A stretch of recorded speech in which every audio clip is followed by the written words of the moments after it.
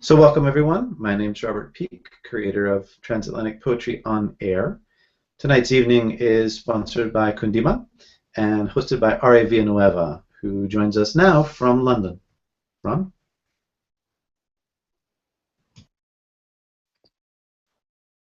Hi, good evening, everyone. Welcome to Transaltantic Poetry.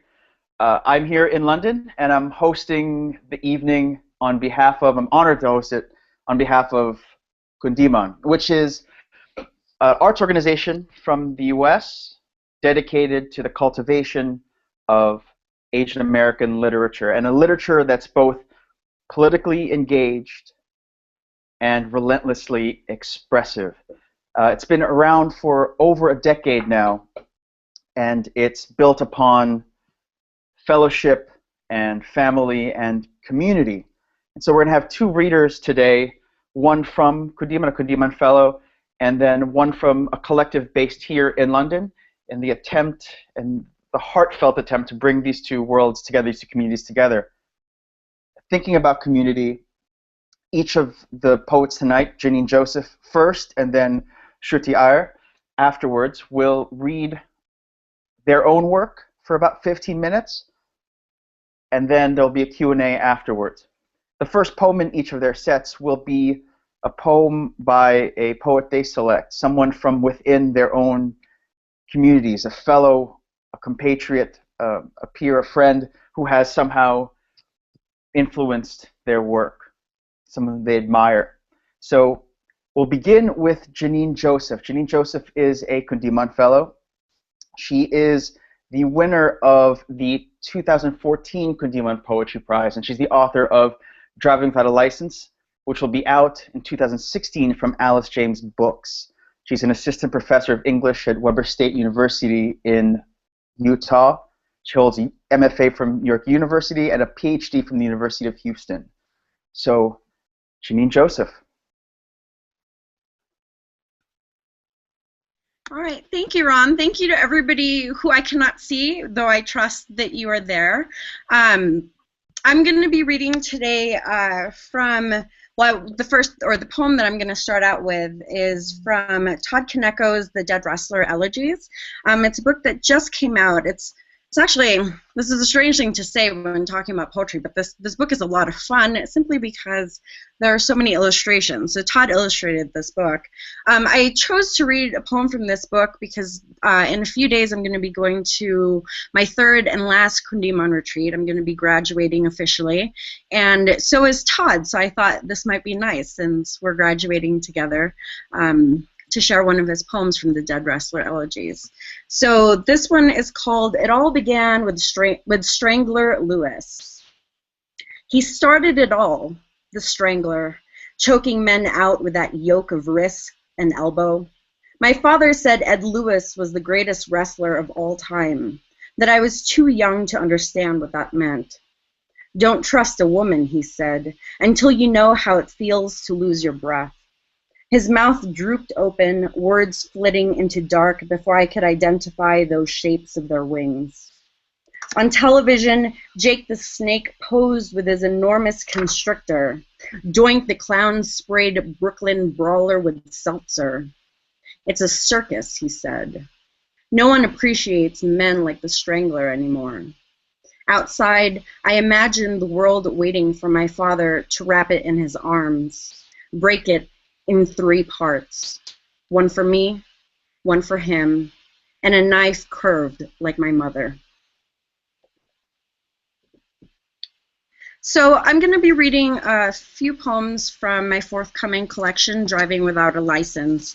And this first poem is called Tago ng Tago, and it's a Tagalog term that's used to describe undocumented immigrants in the Filipino community.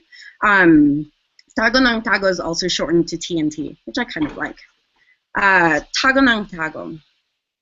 He was petrified of them, though I can't say because of what we did that he was gullible. Once, my cousins snaked the hallway and waited for him to power on the lights.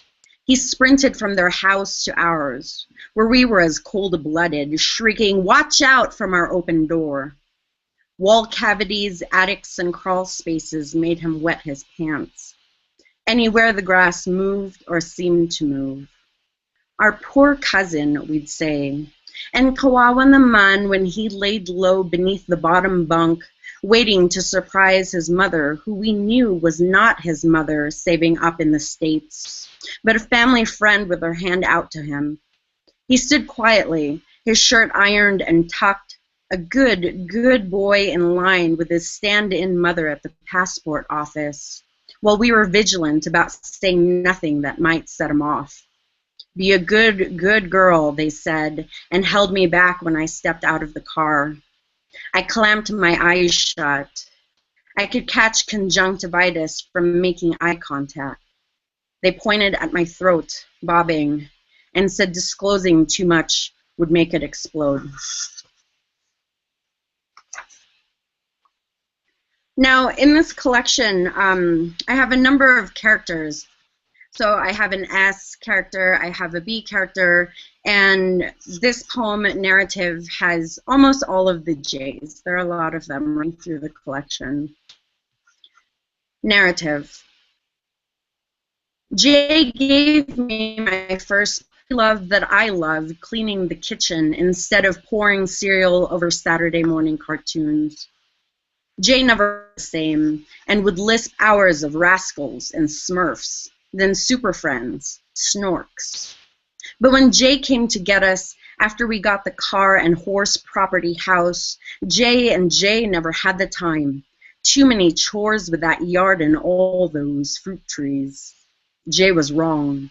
I love setting the table after Mass with eggs and soy sauce the most, though I can't remember much of it, except that Jay and Jay were always there, and I never got to see them anymore.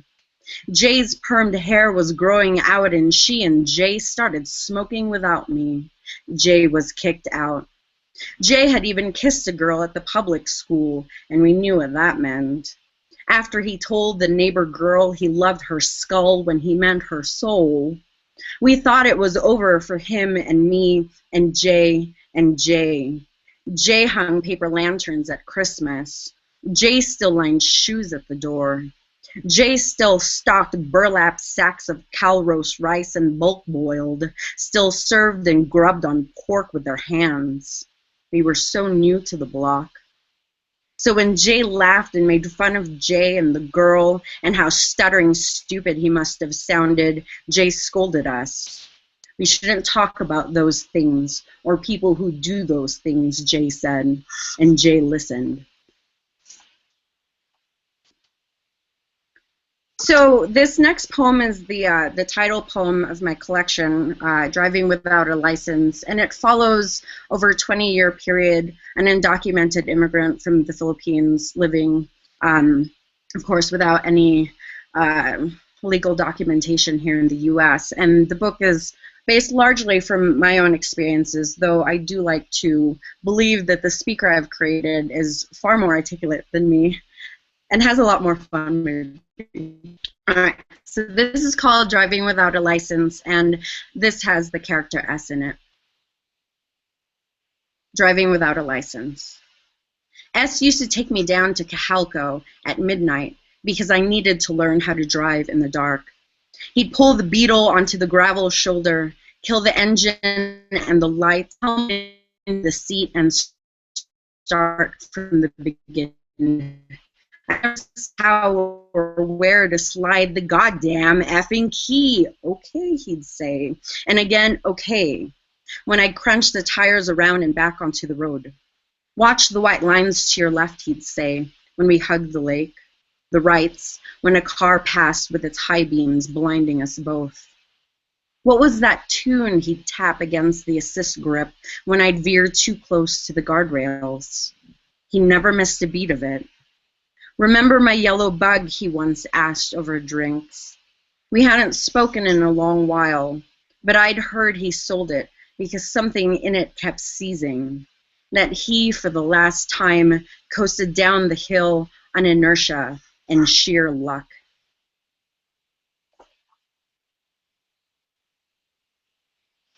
This next poem is a hustle, so you might notice that there is a refrain running throughout. and it's called wreck. Janine, your head might have hit something in the car. Come to, and quickly. Opening your eyes might take hours. Janine, come to. When you undress and see the bruises, you'll torque your head again into the dash.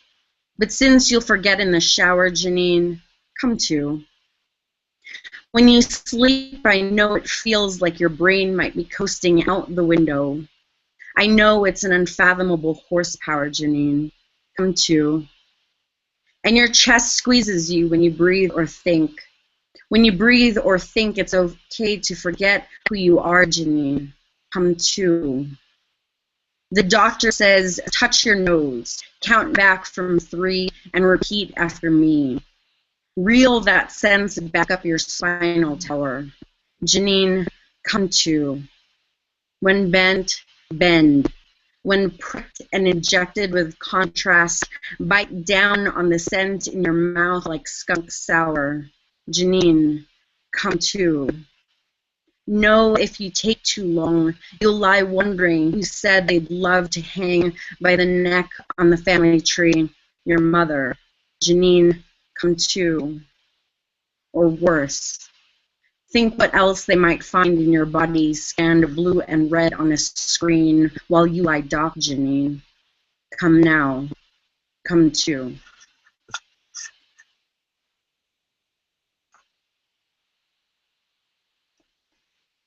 So this next poem is in part. So when I start moving from section to section, I'll just pause, and you can imagine that I've moved from section 1 to section 2 to section 3. And it's called Between Joe and the Butterfly, and there's an epigraph.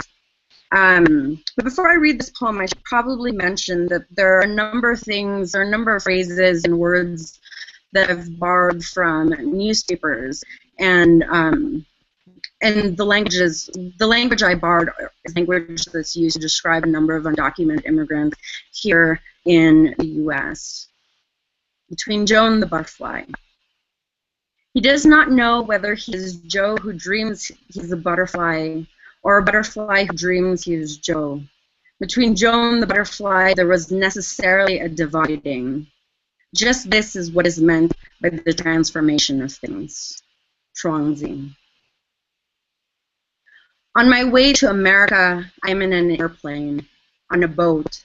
When my life is a story, I am a good swimmer, an American dream, a guest worker, freeloader, fence hopper, uninsured brother carried from hospital to hospital, a crushing caseload, a wrenching anecdote, a deserving young people, an anchor.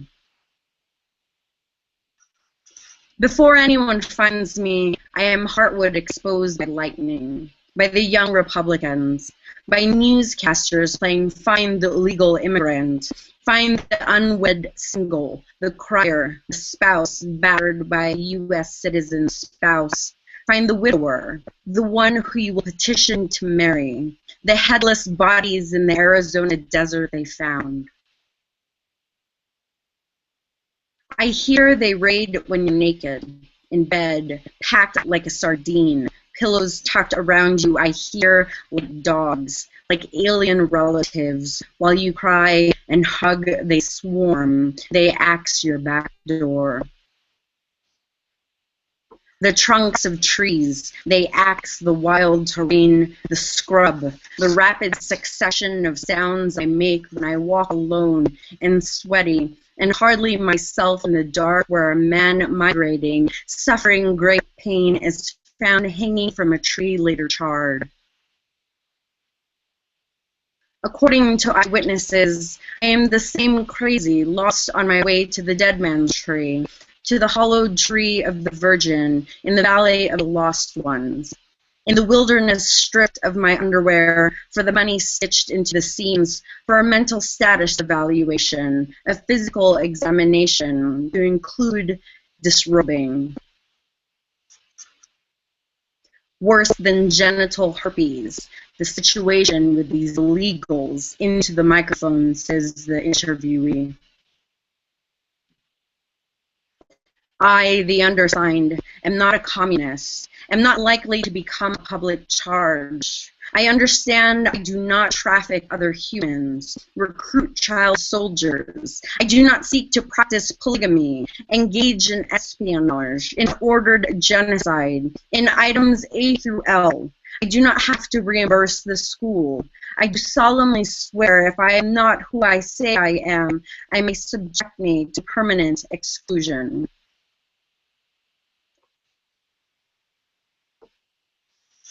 All right. I have one more poem for you all today, or maybe two. I'm looking at the time now. I'm thinking I might have time for two. But we'll pretend that this is the last one, just in case. So this poem is called Swarm, and it's a sestina, and you can kind of maybe see it a little bit on the page, but it's a sestina in couplets. It's a sneaky sestina. Swarm. So many weeks the beagles barked at the buzz coming from the mulberry. Then it was gone. I stared at the leaves and grass and long driveway, but not one wing, drone, or honeycomb was left in our acre of land. And when I ran the bases the next day, the lunch bell rang, and I had this feeling. Call it a bark and call me a foreclosed house with a gate left open. On my turn to pitch the mulberry kickball, I swore I saw tricolored coats, one after the other, on the street like leaves. In no way could the beagles leave, pulled out of their collars, but I still ran to the chain link with the kickball score 1-0. The yard duties whistled and barked, and I sprinted until I crushed mulberries under my sneakers. Nothing was left. My brothers had left, and my father had left, and my mother 7 times came and left until the ashes of 7 beagles were buried in tins under the largest tree. She ran the hose until the ground was muddy and the bark splashed with fruit. Then she was gone. Countdown on the clock. 3, 2, 1, and I was upright, chair tossed left, and my mouth widened was wet bark. Out the classroom, I chased my leaf-thin shadow into the kickball field as if running out of the country. My pant legs buried with foxtail snags and my shoes a mold mess. I had lost everything, and one by one the yard duties emerged, ran with their pea whistles right and then left, calling Joseph at my heels. I climbed to leave, I scaled the fence, and there was barking. I ran until it was clear and put my hand on the bark of a mulberry tree. Again to hear our name leave the mouths of others, as if no one disappeared. All right, now for my last poem. Again, thank you all for tuning in. And this poem, this final poem, has the character Bee in it. Bee like bumblebee. Leaving the nonprofit immigration lawyer's office. When the car drifted from the Santa Ana winds, I switched off the radio and pointed at the street poles swaying over the two-way stretch like palms.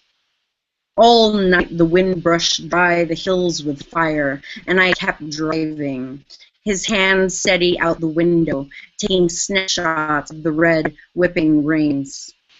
I power rolled the windows down and let the soaked grass scent seep into the upholstery, circulate coyote and birdsong through the air vents. Can you smell the burning mustard plants, the foxtail and foxglove weeds on my skin? I asked, hands open, the wheel orbiting under my palms. Watch when I let go, I demonstrated, finger knuckles loosening around leather. The car coasting left with pollen and butterfly debris. We'd be pitched into the brush glare, I warned, if I let go completely. We'd grate the chain link fence and itch the ashen shrubs. I shuddered slow at tumbleweeds storming the undercarriages, storming the road. B said, right, like you'd let go. Thank you again.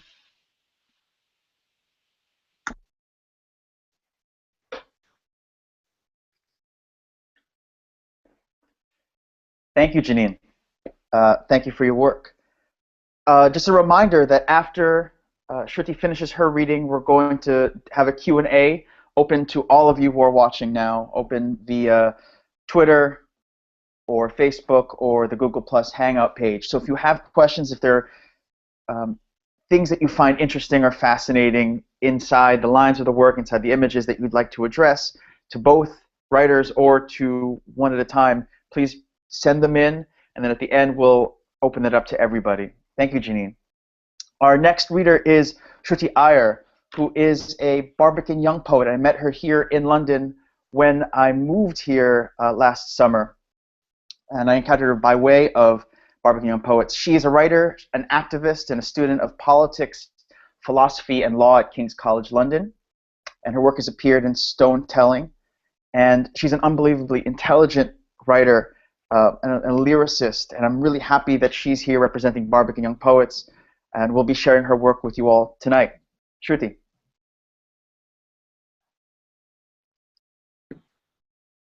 All right. Hi. Thank you all for tuning in. Thank you, Ron. That was really kind. Janine, you were wonderful. I'm taken aback by how beautiful that was. Yeah, so I'm going to open my reading with a poem from a really close friend of mine. Her name's Rena, and she was also a Barbican Young Poet the year before I was. And she's also a member of Burn After Reading. And this poem is called The Body Litany. You can also watch a video of her read it on Burn After Reading's YouTube page. And this poem is about migration and the pain of migration, something that we share. So yeah, The Body Litany. I decide to divide my body between borders when at Heathrow I'm questioned. What are you still doing in this country? Right now, I am here. In 26 days, I am there. The body is subject to movement. A personhood carried across the ocean, a poem bordered by margins. Bodies built on contested grounds. So here are my divisions. 1. I want to live in Bo because the Bangladeshi butcher tells me to get a job, that he'll help me. Come here whenever, he says. We help each other out. I have never been to Bangladesh, but we both have been told to go home, to go there. Our bodies trembling here. I take the soft chicken home in the rain. 2. Eating is an act that demolishes and builds bodies. The chicken unravels in the pot. My hands glimmer with grease. I call Melissa. New York is 5 hours behind, and the heat from my phone, her voice, and the static tangle into a hologram of when she sat at this table last summer. In rebuilding a figure, memory substitutes blood and breath. 3. A litany of bodies. Ocean, ship, countries, and now myself, washing against one another in the most abrasive union ever recorded. What if I behave differently? 4. Everything ends just as a poem does. This is line 26 out of 81. 5. I forget now where my borders end and begin, my limbs and documents all in disarray. Let me behave differently. 6. I write poetry in this language. Can you understand me? It's like building a house. And that's a bad habit of mine, forever looking to hide the intangible in the corporeal. 7. To get a first in a foreign language that has long evicted my mother tongue. To write a thesis in a code I have grown to love. No, to depend upon with life. Words are all I have, poetry my only weapon. I've always adored the precision of it. A tactile hand on your inexact hurt. 8. Move a body, and the thoughts therein move with it. What if I behave differently? Strike the unbreakable carriage, and the content falls apart. 9. At each dawn, I see the border washing away at my day, the contour of my life weathered by the unforgiving arithmetic of my numbered, slotted time. At night, I fold my body to the temporality of my existence here, my loved ones lighting the carriages of parting trains. When I turn to them, they have lost their faces, and the center does not hold, just limbs, fingers that press the exit button, and legs that kick away from me. 10. This is line 55 out of 81. 11. There are houses that have no bodies. For example, love is a habitat, and when I lived in it, I was wading in a lake that wet whatever I saw. The pavements, the buildings, the knife in my hand, all of them being watered by this transcendental love I had for him. And when the house burned down, I was a smooth stone, with a contour that started and ended within itself. 12. Let me behave differently, but while a lake does not migrate, a stone gets thrown. 13. And now, a litany of bodies made unmade. The ocean slit with gasoline, shipwreck, windows blinded with rust, and now myself. And though the mind is unreliable in grief, what if I... 14. What if I behave differently? Let me behave differently. Knife off the jagged pieces that grow around my body. Lower my impure thoughts into a vat of bleach. I would contain a flower behind my teeth, and once a day I will laugh with my mouth open, when prompted. Let me behave differently. Pierce the membrane, crack the sacrum. My words will be rolled into a ball of yarn before I cough it out. What if I behave differently? I will keep my fists shut and my eyes lowered. Soon my body will dissolve to occupy wasted land. For now, I lowered the flag I held in my dreams. What if I behave differently? Let me behave differently.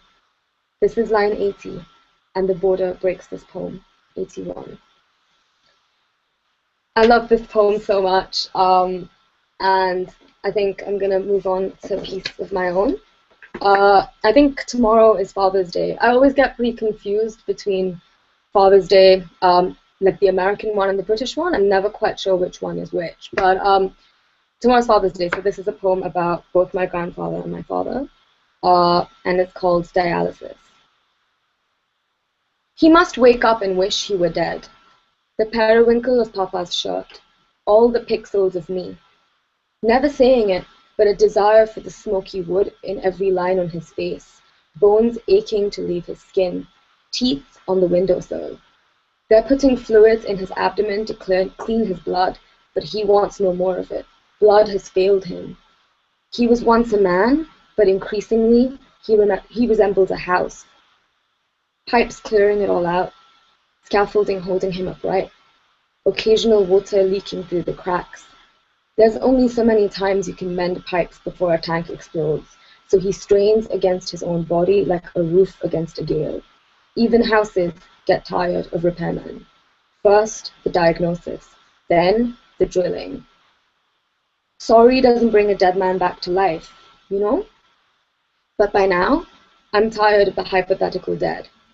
I didn't know then how many useless apologies you'd uttered over operating tables, how many corpses with open chests you resurrected in your dreams, apologizing to the gods for. We stopped eating meals around the table after every dinner ended in a fight. But you always had my heart. You just didn't know what to do with it without gloves on. No textbook of anatomy would help you make sense of it, anything beyond the physiology of anger and despair. Even the son of an engineer can get tired of repairing broken parts, warding off the imminent, warding off the immigrant in you and me. His hands, the hardwood staircase, winding its way down, holding 3 generations together, broad, tired at the joints. Your own unexamined heart, a prayer at the steering wheel each morning, making reparations to all the dead as you press your mother's feet. I think the next one I'm going to read is called Necromancy. And it's a poem for the summer, or was written in the summer. Yeah, okay. Everything moves to atrophy so quickly in the summer. Fungal fruit at the bottom of the basket, curdled milk, the dead body that you exhumed, left outdoors. See, Saturn moved through her 7 houses that year, sweeping old cobwebs and dirty bed linen out with it in the sunlight. Suitcases with airplane tags still on them, tumbling out the attic. I was grotesquely pleased to put your records in the trash. Another piece of you in the landfill, these endless archives of dust, I wanted to rid myself of you. We laughed at the detritus of lives we'd left unlived. Autocorrect, unloved. These months are an exercise in holding a funeral for something that barely came into being, reburying a borderless body, a body whose contours were made porous by possibility. You shoveled. But I was convinced the body had something left to tell us, so in the night, I slipped downstairs to hold seances with the spirits, conducting their nightly necromancy while you slept. In the mornings, you wake to my hand on your forehead, measuring you for invisible fevers, picking your eyelashes, the length of my tiniest fingernail off the counter. Now every ceiling reminds me of the whites of your eyes, irises rolled back seeking communion with the cranium. My mouth began to crack after the first kiss. This is an omen. And I first fumbled with maths at the age of 10. Everything hurtles towards exponential decay so quickly in the summer, leaving the kitchen window open to let out the smell of simmering onions, accidentally letting the winged insects accelerate into the shower. I still cannot tell how speed, distance, and time are a function of one another. We'd both found our bodies buckling inwards from the velocity, flying straight into glass. If only we'd learned the echolocation of whales, our mesomorphic forms staying subterranean. Every single way I tried to hold their little bodies up to the light only broke another flimsy limb. So shaking, my wet hands covered in their translucent blood, placing their drowned remains in the windowsill. Even the dead deserve a ceremony of air. I couldn't bear the thought of us, lungs stiffened from disuse, immobilized by regret. No, I wanted all the pins and needles of limbs coming back to life, an attempt to start again, the twitching antenna, all the epileptic fervor of you and I. Here's the thing.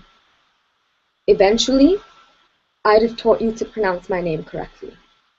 Cradle its consonants in your mouth with some element of constancy, allowing it to take root in the root of your mouth, a prayer, a flowering at your feet. All this unbecoming in the sunlight. Irreversible moments in entropy. All right, I don't know how much time I have left. I don't have time for one more piece or two more pieces.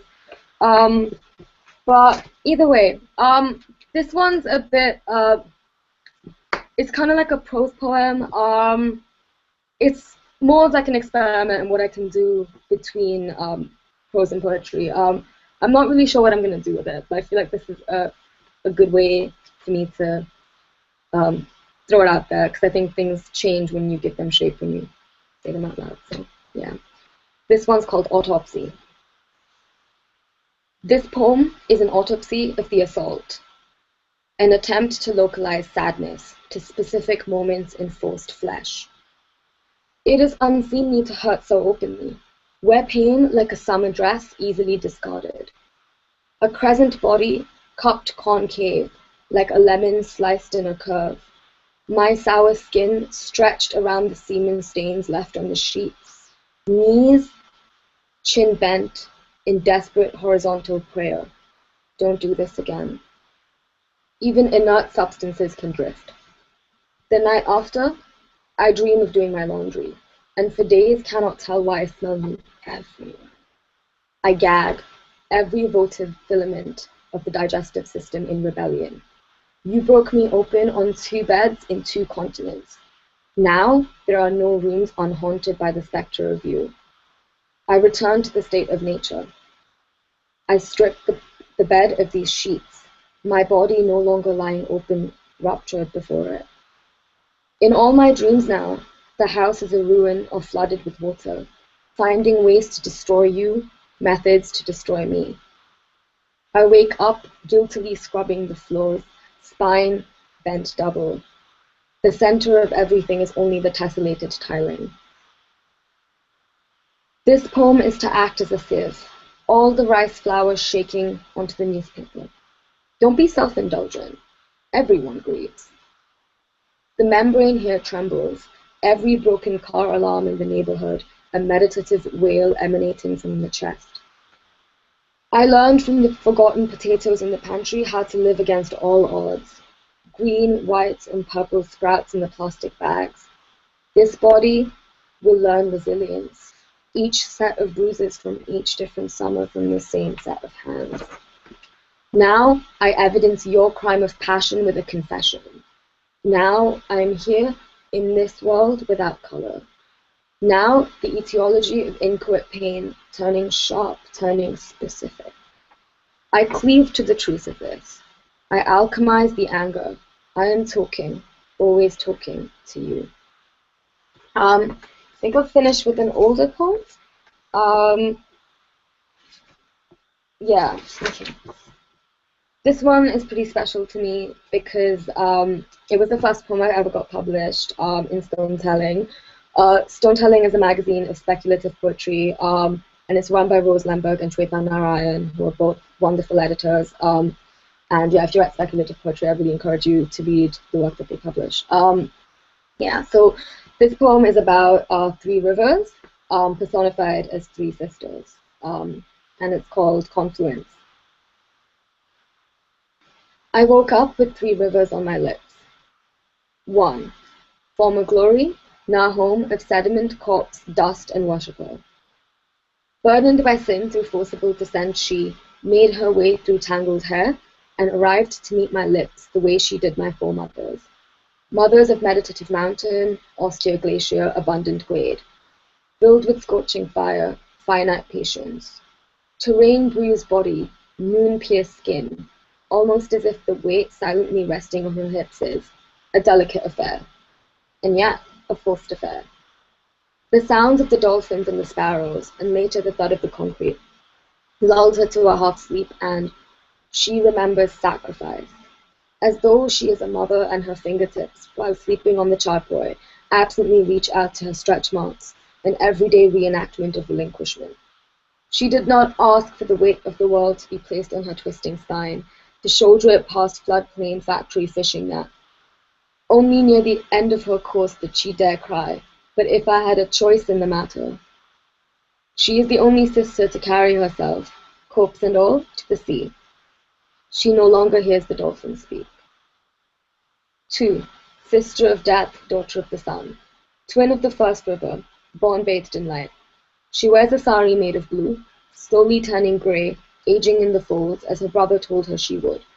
Each fold performing Brahmin's gospel, ideology, song, and ritual, touched by the many feet that come to her bank.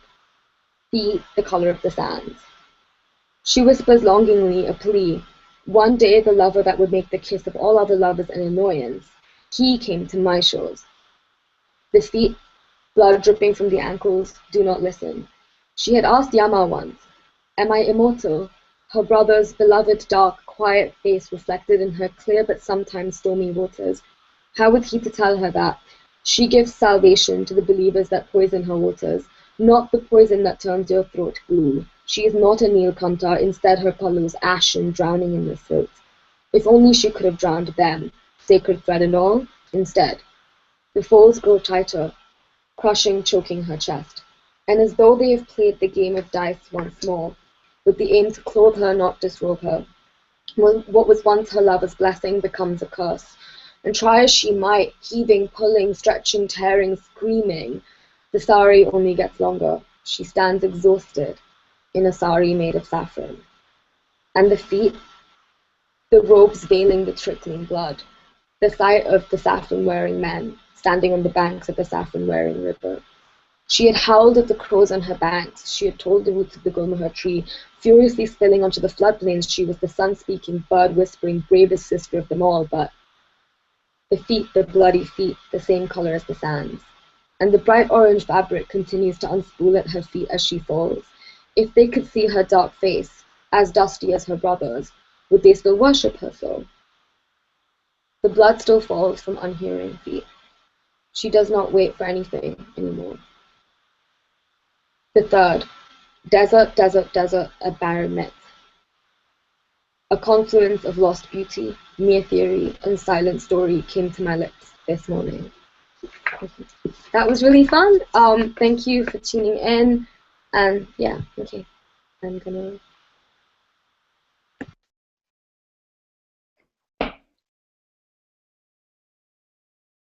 So thank you to both Janine Joseph and to Shruti Iyer. A round of applause for both of you. So we're going to open it up to the Q&A. If you have any questions, you can send them over Twitter or through the Google Hangouts page. But I want to begin by asking a question to both of you. So we're under the force field of Kundiman, which is so mindful and conscious of the way in which community builds poetry. And these are both Kundiman and Barbican Young Poets, and Burn After Reading, which is another collective that Shruti mentioned. These are incubators, but they're not in vacuum. So the first question I want to ask to the both of you is about who are you reading, or who should we read from outside of your communities? How can we expand the family to other collectives, other groups? Who else should we look into? Who else should we listen to? Who else should we read?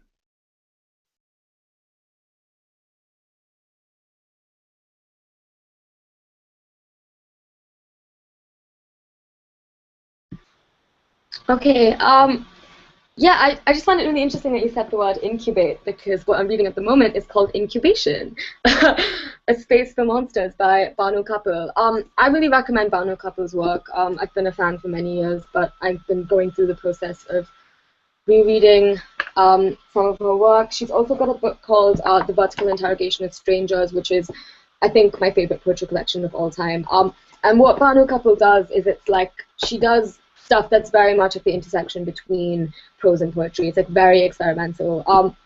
And yeah, I mean, I think she really speaks to kind of deracination that migration causes, but also, I mean, what I really like about her work is that she describes herself as a failed writer, and I really like that idea of being a failed writer, or having failed poems, or just failure generally. I just find that a really captivating idea, just because I think there's been an obsession with success, especially in writing, to like appeal to certain audiences. I quite like the idea to start off with failure, to think of work as an experiment, or work as always going to be somewhat incomplete. And I think that makes sense to me particularly because I think failure also makes you think about what success means, or to whom like you're appealing to with ideas of success and ideas of failure. So yeah, Banu Kapil's work is really great, and I really recommend reading it. I've also been reading Prelude to Bruise by Saeed Jones, which you recommended to me, Ron, and that's been fantastic as well. So yeah, those are people I'm reading at the moment that you should read and look into.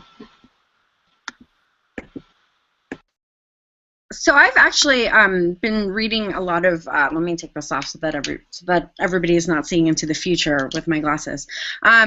So I've actually been reading a lot of prose this summer because I'm teaching a class. I'm teaching a graduate seminar, and I'm looking at a lot of nonlinear narratives. I'm really interested in what happens when like trauma or interrogation is applied to language, and what language does under that pressure. And for that reason, one of the books that I always turn back to, and that has sort of guided me, is Martha Collins' collection Blue Front, about her father when he was 5 having witnessed a lynch mob and a lynching in Cairo, Illinois. That book has been really important to me. And then, of course, to balance things out, and I need to read a lot of these kinds of poems as I'm writing, because otherwise I will spiral into the mess of undocumented immigration here in the U.S. And so I really like reading Amy Nezuko-Matatal, and I'd say all of her books, though At the Drive-In Volcano is one of my favorites. Right now, I'm reading Ross Gay's catalog of Unabashed Gratitude, and it really makes me homesick for the 2nd and 3rd graders that I used to work with when I was working for writers in the schools in Houston. And there's just so much joy in both Amy and Ross's work. And for me, it's food. Those books are absolutely food for me. One of the books that's not poetry that I'm rereading it probably for the 3rd time now. It's Lacey M. Johnson's The Other Side. It's a book of of prose, though she's trained as a poet. So I like to look at some of these blocks as, as prose blocks. And it's about her kidnapping and rape by an ex-boyfriend. And it's just so beautiful what happens to one's memory, to one's sense of experience when going through trauma. And like I said, it's a book that's been important to me this summer, and I've been spending a lot of time trying to understand and study its structure.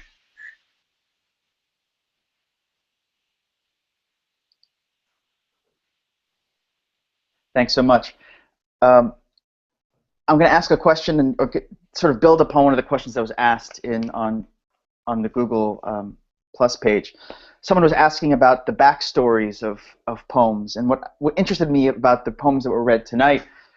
Shruti actually had this one phrase: "This poem is to act as a sieve," is what she said. And I think Janine prefaced some of her work with these initials, these names that are not complete but they're present.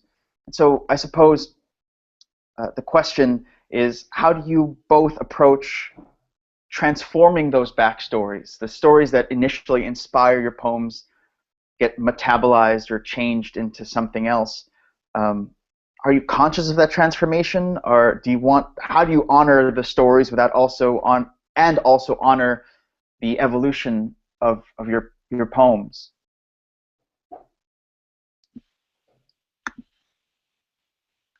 So for me, it takes a really long time. I can't write anything unless I hear. Usually, it's the music of the very first line. So sometimes poems will take me years to write. And the poem that I read, Between Joe and the Butterfly, was a poem that, and like I said, since I was grabbing phrases and words from a lot of newspapers, and I'm talking maybe about 7 years of newspapers, newspapers coming from Southern California. I was collecting all of them and knew that I wanted to write about them, but didn't quite know how. And so I wrote a lot of failed poems. I think I just didn't know what I was doing. And it took me 7 years actually to write that particular draft. So I have a lot of poems that I threw away from it. And what ended up actually happening was I just started reading, and just dedicated and spent some time reading. And it was actually Martha Collins' Blue Front that I picked up, and I read maybe the first 2-3 lines, set the book down, and realized that I knew how to rewrite the poem that I'd been working on for 7 years.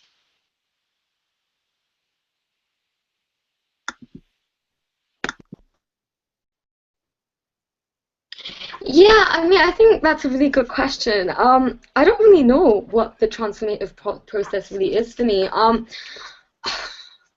do I honor the story? I don't think I do. I think my poetry desecrates the story. I read this really great quote by Lydia Davis where she said that once you write something, once you rearrange your life onto the page, it's no longer the writer's life. It takes on a different quality.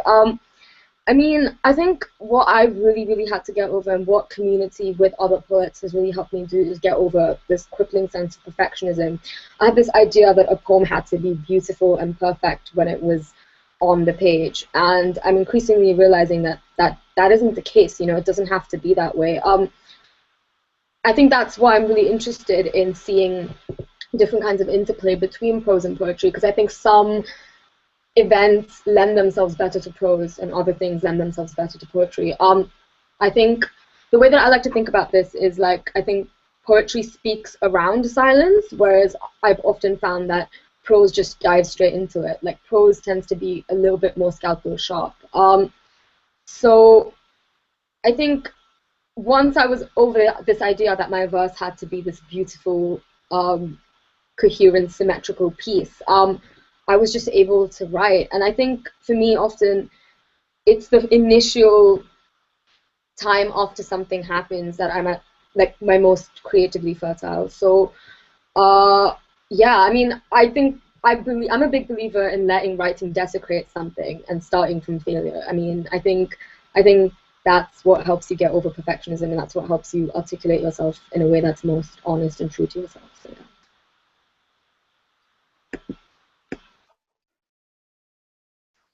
Thanks. I'm going to ask two more questions. The first is maybe a formal one. Listening to both of your work, to your poems one after the other, what occurred to me was that there was an affinity for the sequence, a lot of 1, 2, or for Janine it was the pause so that we could experience the way the poem moved through space and through time. So my question is, what's the virtue of the sequence? Why are you both drawn to that particular form? Is there any reason? Is there anything that it blesses the work with, or anything that it charges the writing with, the verse with?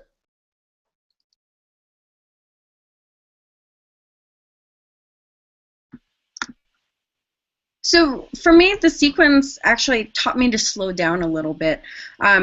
I think when I first started writing poems, and maybe even now that I'm writing new poems since I have to work on the second book, I want to rush through the page. I panic and I just want to sprint to the finish line as quickly as I possibly can.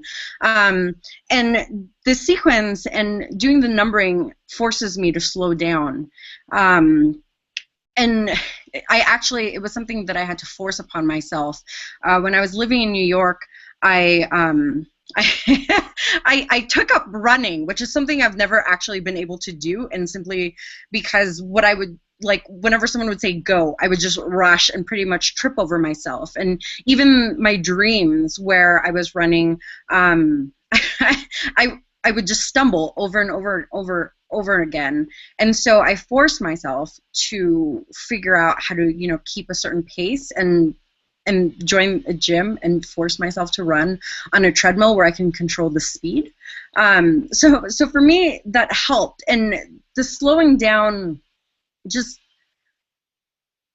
I think it allowed me to think about urgency in an entirely different way. I think the way that I used to write my poems was because I felt that what I had to say was really urgent. I was trying to do it really quickly and trying to string together as many stories as I possibly could, and not really give the reader any space to have a kind of conversation with me. And so I realized when I was doing that with those kinds of poems that there was something missing, and I had to create a very different relationship with the reader. And so, bought some running shoes. Yeah,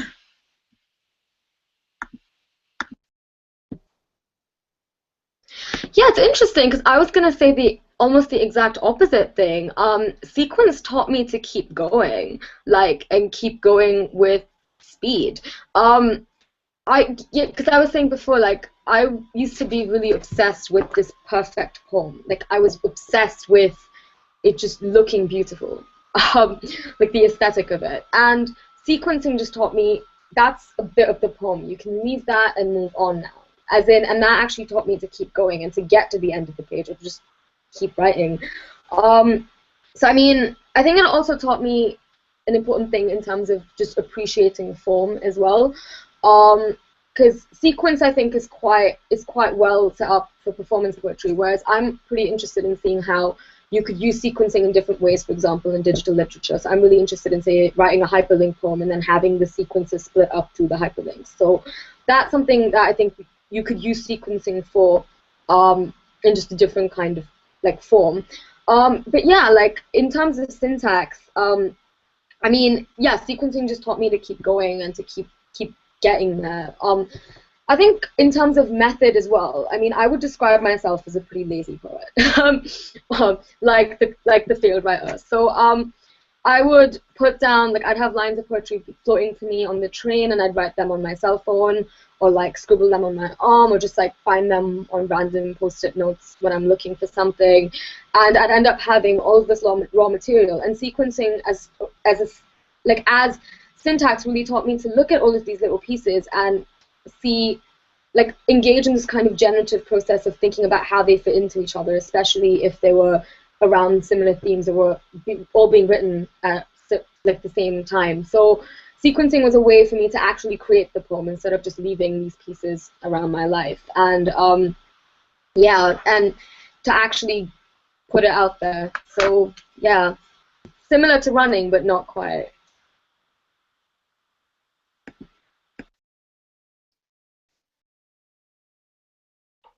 So thank you to both of you. This is the last question, and it occurs to me as I look back at some of the language that I've written down, a mind looted from you, as I often do at readings, and thinking about what my initial impulse to bring you both together, and I'm thinking about the way in which to steal this word hyperlink, that Kundiman is an organization that's doesn't originate from a vacuum. So there are all these other organizations in the US that are dedicated to writers of color, Kavikanam, Cantomundo, and Vona.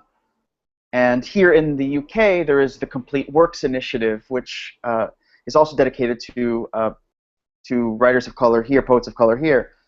And so I'm thinking about the way in which poets of color are oftentimes expected to write a certain way. And so I want to end our reading today with thinking about what are the traditions that you both feel like you participate in, but also how do you defy those traditions? What about your writing? What about your poems? What about your efforts exceeds what other people imagine you to do with your poems?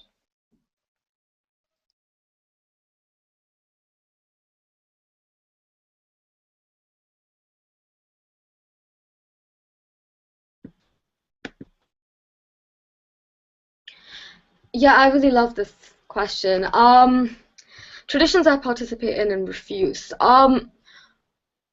Yeah, so just a couple of days ago, I think on Wednesday, we had a rehearsal with some of the Barbican young poets, and one of my close friends, Sunaina, she's also Indian, and we had to write down a list of things that reminded us of the word home. And I joked to her, I was like, you know, there's the holy trinity of the Indian poet. It's mangoes, Diwali, and spices. And we were laughing about that. And I think you're expected to invoke a certain set of images, but also sometimes those images really ring true to you and ring true to you, who you are as a poet. I mean, even when I was thinking about this reading and the fact that this is going to be on the internet forever, I was just like, so which accent should I use, you know? Because I feel, especially like as a migrant, I have such an evolving, fluid, code-switching voice. And when I'm on the plane back home, I'm always just like, I need to get back my Indian voice. And it's a running joke between me and my friends that when I get back to England after having been in India for the summer, like my voice is just a lot more Indian. So yeah, I mean, so traditions that I'm participating in and refusing, I think, is like, I think especially as an Indian female poet, you're expected to write about your experience of your country in a certain way, or you're expected to write about the immigrant experience in some way. And I think part of what I'm trying to do with my work is refuse to write about it in the way that I'm expected to. So refusing to give it a simple, clean narrative of, oh, I miss home, or I'm really unhappy here, because I don't think it's as clear cut or as simple as that. And I think I also want to use my work as a way to talk about like the specificity of my Indian experience as a South Indian woman, as someone that migrated out of choice, or well, somewhat out of choice, but also maintaining work that's still overtly political. I think there's often this dichotomy that's forced upon women who are political. So your work is either beautiful or it's, you know, harsh and fiery, and I think it can be both. So I think part of the process of writing poems from a place of migration or from like as a person of color is actually, to me at least, to not to speak to whiteness anymore. I'm not trying to be an Indian poet speaking to white people. I'm trying to be an Indian poet that is hopefully speaking to my own people. And I think that that's been a helpful centering point to me. I don't want to have to explain the work that I do anymore. I don't want to have to italicize words that aren't English in my poems anymore. And I think that just refusing to speak to white people or like to whiteness as a construct has actually been quite helpful in recentering my work back to myself. So, yeah.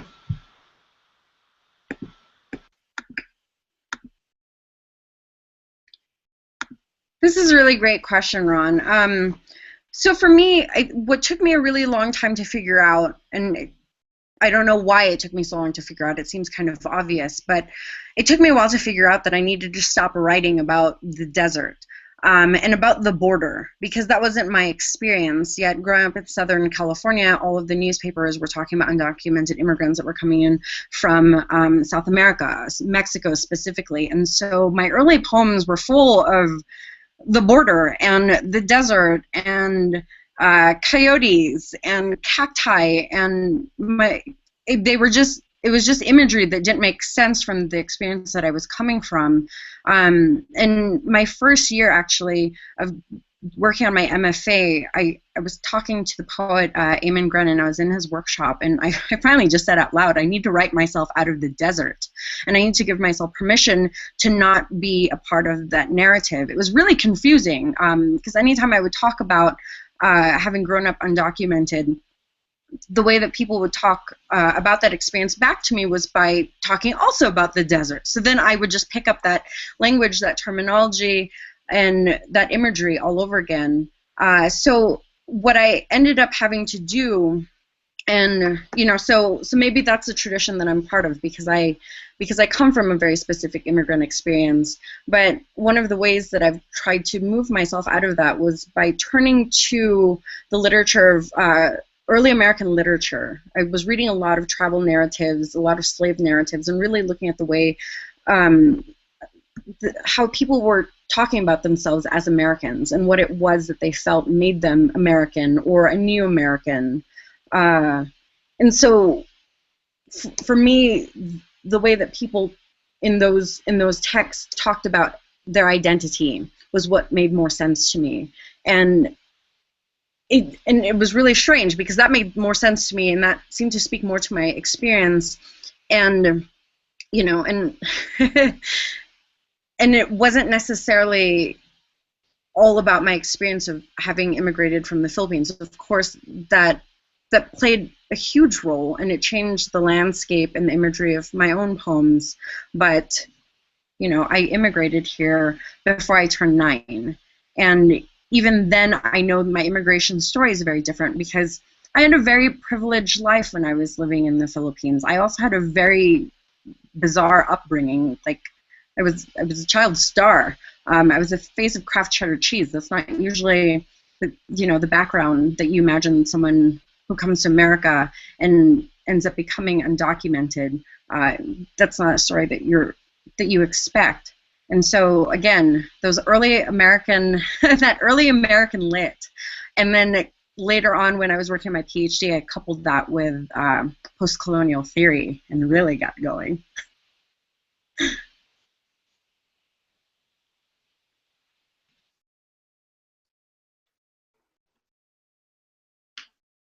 So thank you to Shruti, and thank you to Janine, and thank you to Robert for allowing us to have this reading tonight. I hope you all had a good time, and you were as taken aback and stunned by the work as I was. You had two writers who were brilliant and unflinching, and the poems were mutiny-rich and innovative. So thank you to everyone involved, and I'll throw it back to Robert, who's going to tell you about the next reading in the series. Thank you, everyone.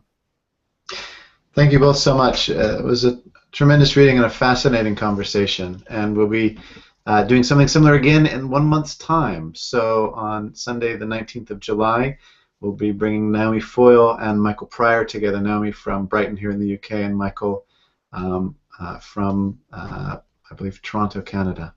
And they'll be joining us again, 8 p.m. in the UK, 3 p.m. on the East Coast, noon on the West Coast. That's the 19th of July, Sunday, sponsored by Fjords Magazine. So just remains for me to say thank you once again for taking part in this wonderful and rich reading and conversation. If you liked what you heard, do seek these poets out in live local readings. Seek out their work, their books, whether they're out or forthcoming.